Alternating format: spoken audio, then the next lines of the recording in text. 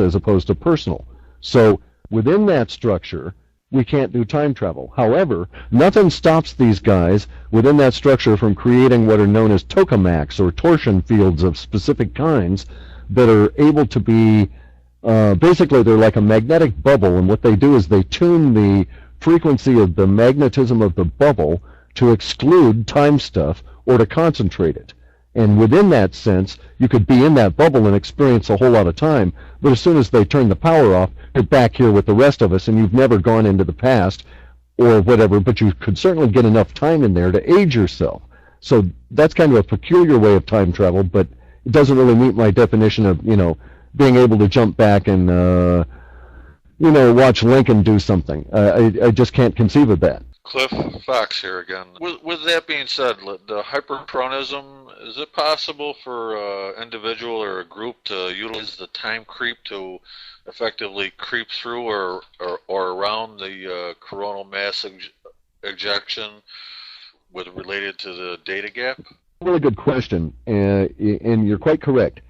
There's actually some literature out there, both Russian and used to be available in the U.S. I don't think it ever hit the internet. I remember reading some studies that were done in the 50s where it was suggested that the following could occur.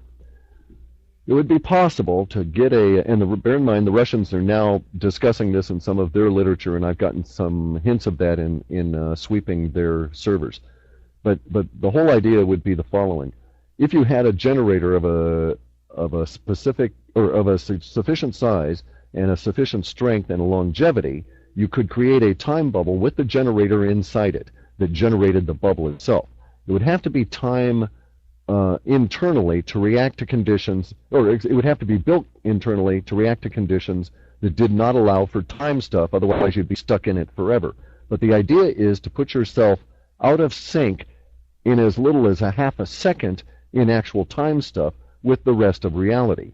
And you're still floating along in the river of reality along with everybody else inside your bubble, but within your bubble you're a half a second or so out of sync. And then theoretically they could set off a nuclear bomb right next to you or right on top of your bubble, and you would feel no effects and know about it not at all. And this could also be quite true of a coronal mass ejection or anything that wouldn't really wipe out the planet, as reduce it to rock.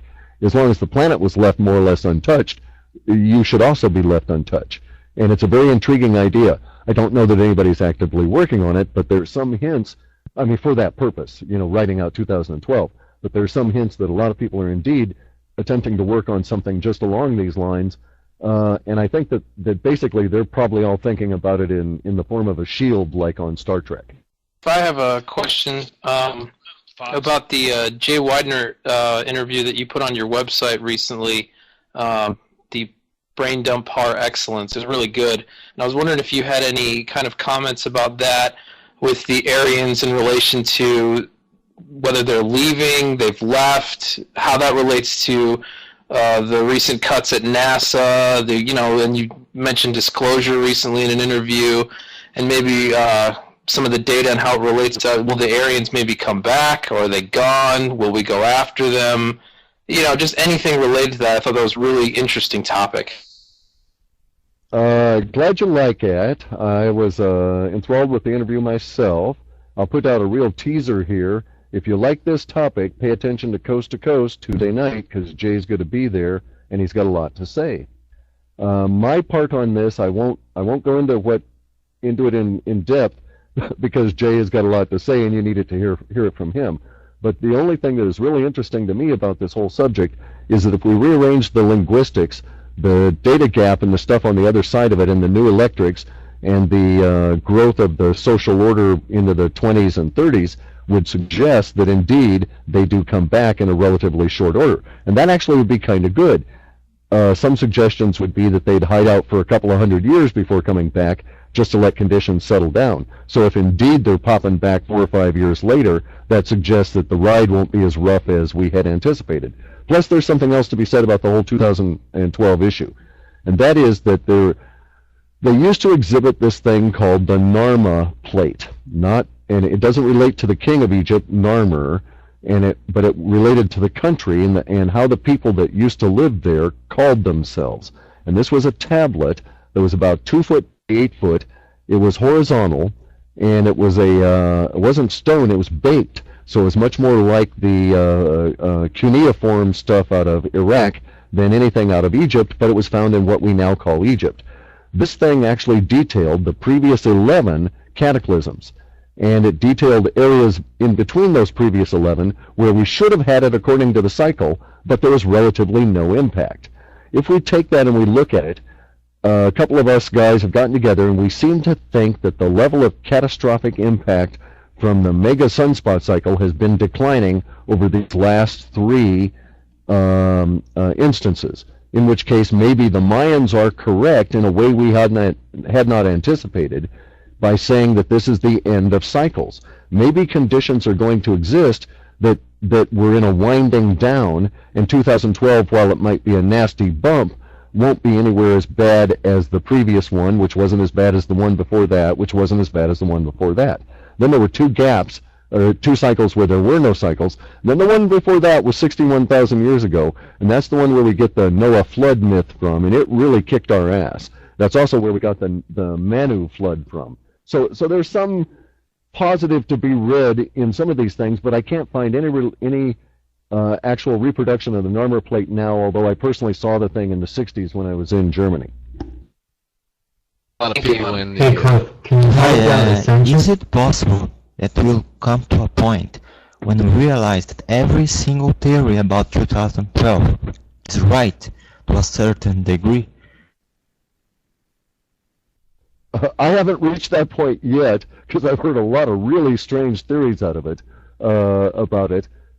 So there's a lot of conflicting things in my mind. But it certainly is a strange unifying force to it all that I think is starting to not only, well, it's exceeded the woo-woo community, it's outside the woo-jo, and it's out into the wild in general, and it's working its way through the mass consciousness. It will be very interesting to see the effects of this, no matter what the outcome. Clif, how much of the earthquakes do you think related to seismic weapons versus the 2012 meme? Weapons is so hot, and there's very little in the way of CFR kind of thing or powers that be kind of stuff that would tend to corroborate it. It appears that they're doing it or have the capacity, but I can't separate out a regular earthquake from that in our language. Sorry, I just can't help that way. Clif, does anybody talk about Patrick Gerald's work about does it have shown it in the data that might happen in 2012 or in the future? The issue about Patrick Gerald has to be also stepped out to include people like Morris or Maurice Cottrell and others who are looking at the Maya, what they did, and the huge number of mathematical clues they left us pointing to the sun as being a real issue relative to sunspots specifically. So it's not just Gerald. Also, all these other people now. Maurice Cottrell stopped. He saw certain things, and he said, okay, this means religious stuff that, to my mind, I'm not going to investigate it any further. Patrick Gerald, to his credit, got beyond the religious imagery, saw the hyperdimensionality being focused on, took the numbers and looked at them relative to the sunspot cycle and said a big, aha, the world is friggin' doomed, and we better do something about it. And he may be exactly correct. There's a lot of the stuff, though, if we go back to the linguistics and we look at things like is the language that actually comes out of Lord Pakal, and some of the stuff on the Palenque and other sarcophagus. I'm not even really sure they're sarcophagus, but these giant lids with all sorts of graphics and multiple different layers of meaning that can be moved around to create whole stories. There seems to be a common theme in there relative to the Venus crossing, both of the Sun in 2012 and Venus appearing in Orion's belt at a specific time.